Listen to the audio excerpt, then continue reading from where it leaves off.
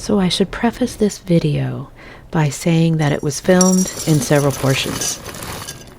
It's the culmination of 3 different batches of black raspberry mead, or it's often called black cat mead, but technically it's known as a Melomel, which is mead made with the addition of fruit.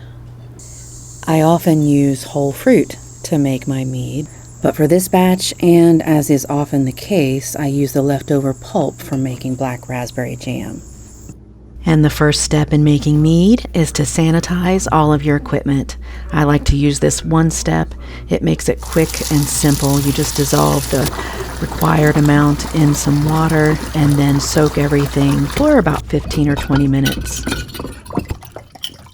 And the nice thing about one step is that you don't have to rinse. And so I use a fermentation airlock. It keeps the fermentation vessel more sterile. It prevents unwanted fungi or bacteria from contaminating the batch. Airlocks create an anaerobic atmosphere, or one without oxygen. Yeast converts sugars into high energy molecules, and it produces the byproducts of alcohol and carbon dioxide. And the primary ingredient in mead is honey. This is honey I've harvested from my bees last summer, and typically mix it in a ratio of about 3 pounds of honey to each gallon of water.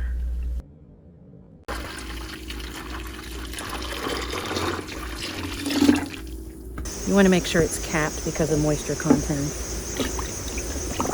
When it's not capped, it's not ready. It's not at the right moisture content, it'll ferment if you try to harvest it at that point. Raw honey contains plenty of wild yeast, and so it will ferment naturally on its own. But I use boiling hot water to kill off those yeasts, and then I like to add my own. This D47 strain is recommended for dry and fruity wines. And one important thing I've learned when fermenting fruit is to put it in a fine mesh bag.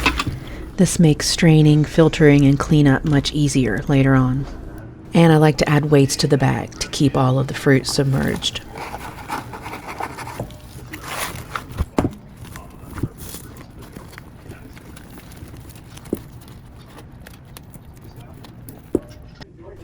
So before I add the yeast and the fruit, I want to get a measure of the specific gravity. Specific gravity lets us know the density of this solution compared to water. And so this number is largely dependent on the sugar content. During alcohol fermentation, yeast converts sugars into carbon dioxide and alcohol. And if we can monitor the decline of specific gravity over time, that will let us know how much alcohol we have at the end of the process. So we measure starting specific gravity here, and then we'll use the final specific gravity later on to calculate that.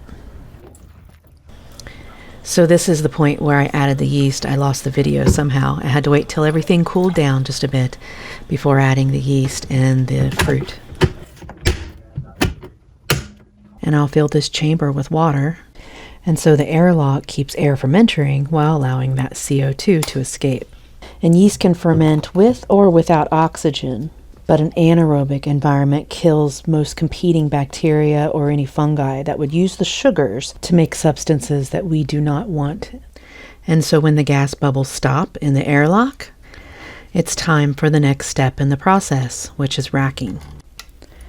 Now, racking involves siphoning off the clear mead away from the lees, the dead yeast, and their waste products at the bottom of the jar or the bucket.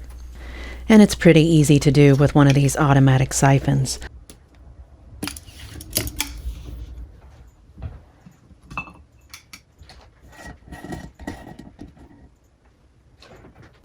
Now before I can do that, I need to remove the fruit. Here's the fine mesh bag I was talking about earlier, making things much easier. All you have to do is place the full container at a higher level than the empty one and get the siphoning going, and then just allow gravity to do the rest of the work.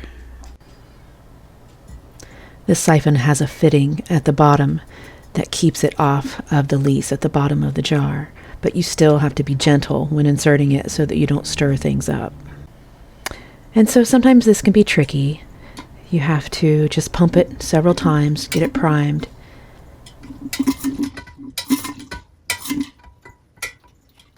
and it will continue to flow unless you raise the hose above the bottom of the siphon in the jar.